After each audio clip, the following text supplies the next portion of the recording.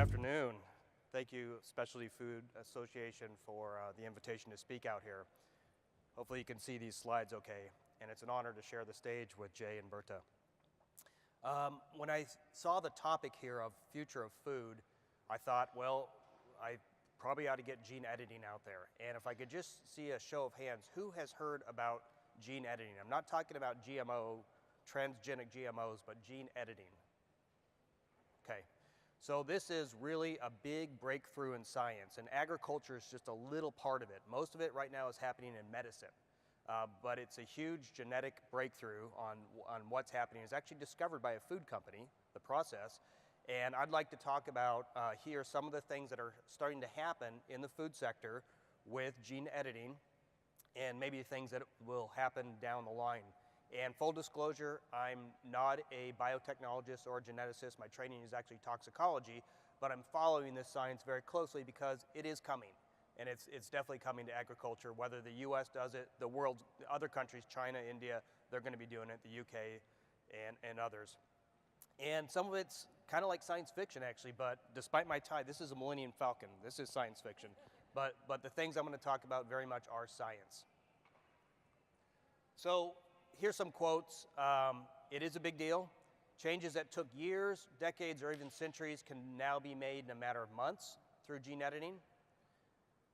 CRISPR-Cas9, it's a mouthful. That's the technique, it's kind of the third generation of gene editing. That's what's being used right now. It's a game-changing technology that is poised to revolutionize basic research and plant breeding.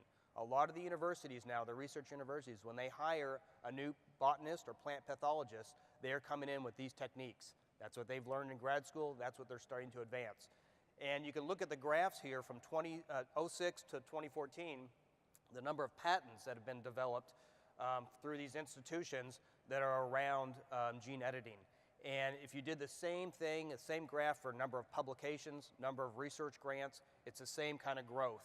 And so 2015, 2016, 2017, it's the same meteoric growth in using this technology.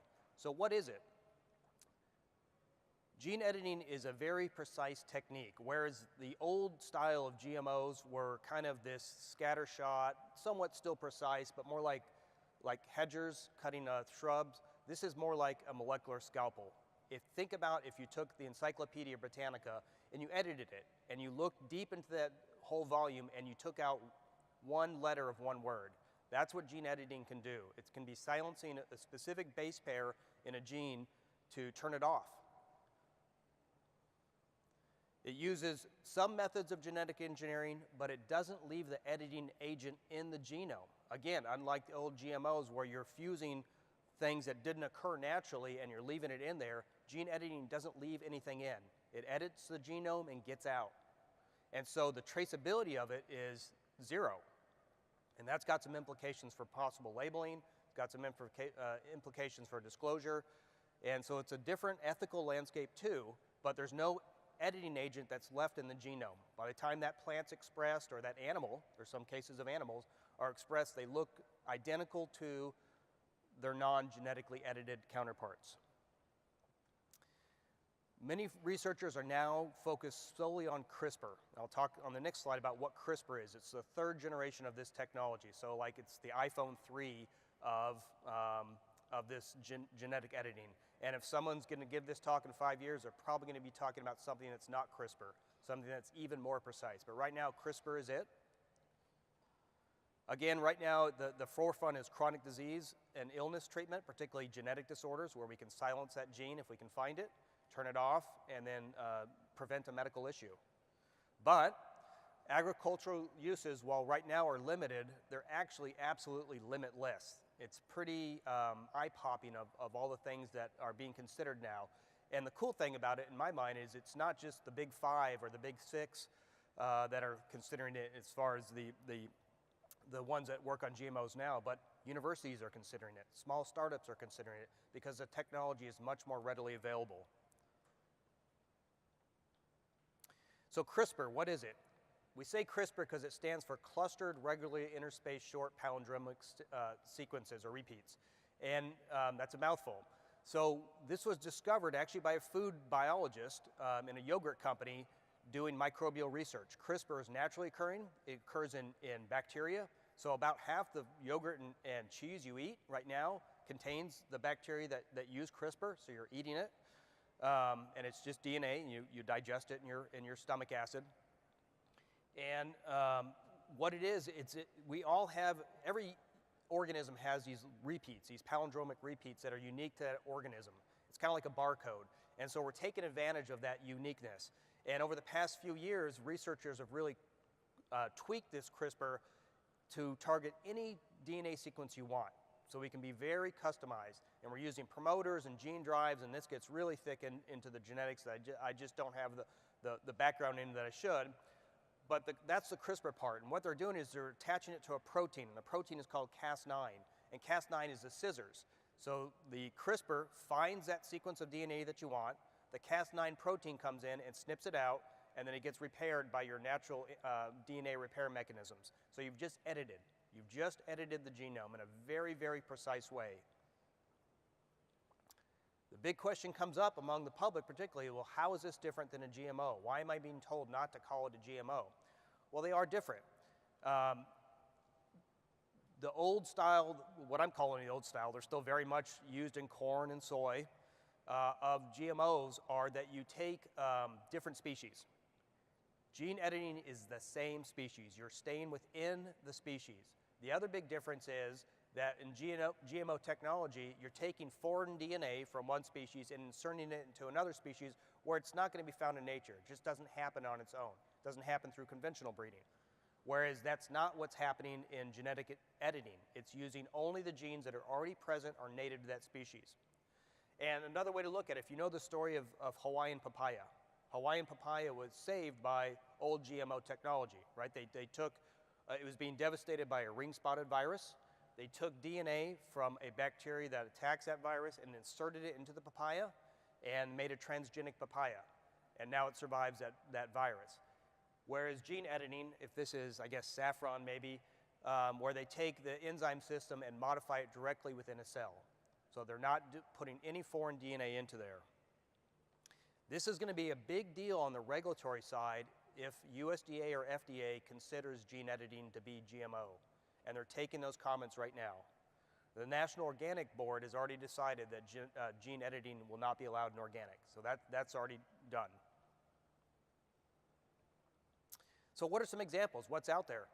Well, the first one tackles food waste issues, and that is an apple that's now been commercially approved by a Canadian company that doesn't allow browning in the apple, or the browning is extremely slow. So they've got two varieties of apples, one's a Golden Delicious and one's a Granny Smith, where they've actually gone in and edited the gene called polyphenol oxidase and turned it off so that it doesn't brown, so that when we cut into these apples, you can put them into a vacuum seal pack and sell them at retail, and they should appear white. There's no food safety issue associated with them, and so it ideally is there to reduce food waste. Somewhat similarly, Simplot has put out a potato called the innate potato. You can see at the different levels of aging what a conventional potato looks like, it's browning, and what the innate potato looks like without browning. The cool unintended, my understanding is unintended about this one is it's got an additional benefit. So potatoes, if you know how they're stored in cold packing houses, and that's for two reasons. One of those reasons is to reduce the growth of tubers, and the other is to extend the shelf life. But what happens during that cold storage is that the sugars begin to reduce in the potato, and they reduce down to simple sugars that when you process these potatoes at high temperatures, think French fries, you are more likely to form acrylamide, which is a carcinogen. And so they've shown with these innate potatoes, they form much less acrylamide, like 1/15 the level of acrylamide when they're turned into French fries. So that could be a direct health benefit for the consumer. Similarly, they've looked at the white button, the very common mushroom, and the same kind of CRISPR genetic modification doesn't allow it to bruise when it's being handled. Mushrooms bruise very easily, so that they're staying in, the American consumer wants a non-blemished fruit, right? And this helps along with that. Biofortification is a big application that's potentially there for gene editing. In this case, they created tomatoes that produce higher levels of anthocyanins. Again, these have some anti-cancer properties, and so you get these deep purple leaves and tomatoes that are grown because of the high anthocyanin production. The trade-off is the tomatoes, they're kind of stunted, their growth, and so if a tomato, they only have so much energy they can devote to any one thing, and so you may actually get less yield with some of these biofortified products, but what you get could be higher nutrient content. There's applications in pest control. We all want to reduce pesticide use. Great to eliminate them, but pest pressures are very high, and frankly, a warming climate is only making pest pressures worse. And so in this case, they modify grapefruit to develop and resist a citrus canker, resulting in fewer pesticide applications. If the fruit itself or the leaves or the stem of the fruit or the plant can resist a pest on their own, you don't need to use chemicals. Here's some other examples. I won't go through them, but we're looking at some of the big ones. Wheat, cucumber, blight-resistant rice would be huge. And a lot of these countries too, when you think about rice, they're not using the friendliest pesticides. They're using some of the nastiest stuff that we banned decades ago. Some other cool plant-based applications, soybean seeds with improved fatty acid content and profile that don't need to be hydrogenated. Why is that a big deal? What do you generate when you hydrogenate soy? Generate trans fats. And so this would be a type of application when you hydrogenate it, or you wouldn't generate trans fats with this type of soy. CRISPR edited waxy corn for drought and disease resistance. Again, we're going to see more drought. The climate models predict more severe weathers, and areas that are already arid are going to become more arid.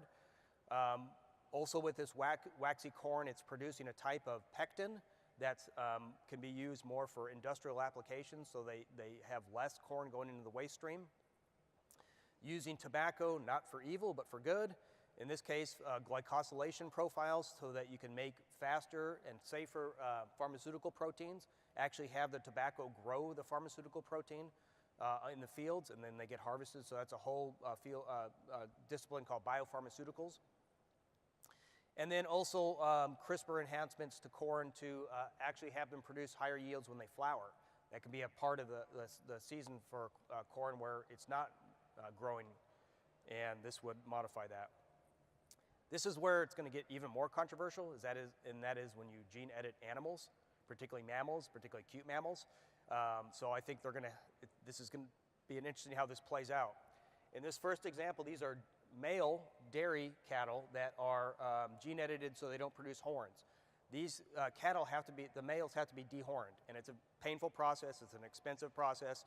And so here they've edited DNA from the Angus male that doesn't produce horns and put it into the dairy male cattle so that the bulls never have horns and they don't have to go through that dehorning process.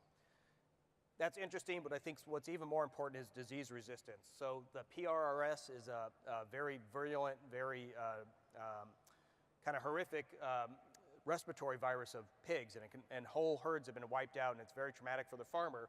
And so they've actually gone in and edited certain swine to be resistant to this virus.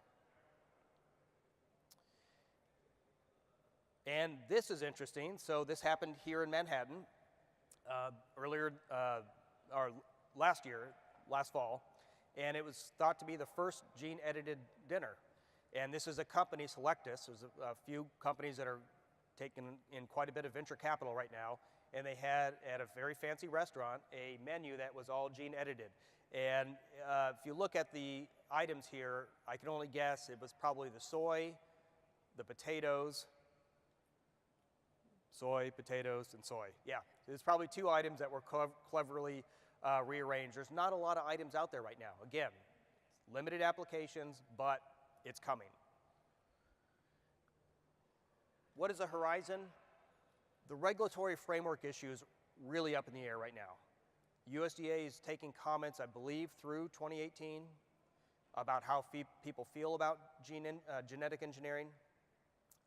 People are going to line up on all sides, right? And in between, and everywhere. And so how USDA responds, how FDA responds, how the European Union responds. Where we are in Oregon, it's very important to consider how our Japanese and South Korean and other Asian partners respond to trade issues. And so how gene editing is lumped in with GMOs or not, right now it's really a big question mark. How industry owns and engages with this. You know, frankly, the way that they've done GMOs now has caused a lot of mistrust and a lot of public perception against them because they've kind of have a monopoly over the technology. Gene editing could be very different. Right now, there's a patent war going on between University of Berkeley and MIT on who owns some of the patents, and so that'll have to play out legally, and it'll be ugly because there's billions of dollars at stake. Public perception is going to be an issue here, and acceptance. If it does get lumped in with GMOs, it's going to have a long and maybe completely fruitless road in agriculture in the US. It's going to continue to go forward in medicine, it already is. But how this gets regulated will determine how it's perceived by the public, how the public's educated on it. It will have huge implications on whether these products like the Arctic apple or whatever are successful or not. How they get labeled will be really interesting too, because if you remember, for this particular technology, you don't leave the editing agent in the genome. So there's nothing to look for. In the current world of GMOs, you can set up a high school laboratory to determine whether something's a GMO. It's a pretty easy test.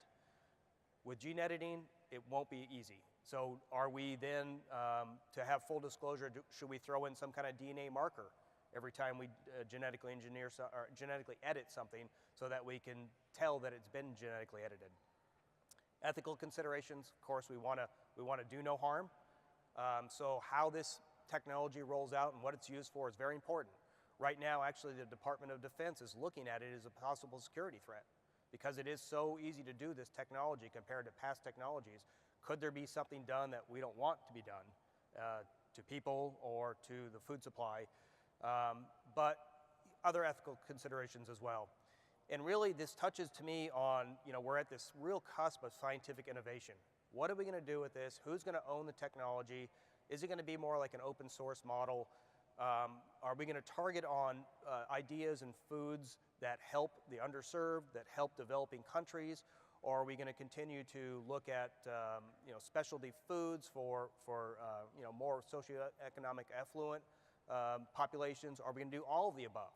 How's this going to roll out? And you know, who's going to be doing it? It's exciting, and I thought you should hear about it because it's coming.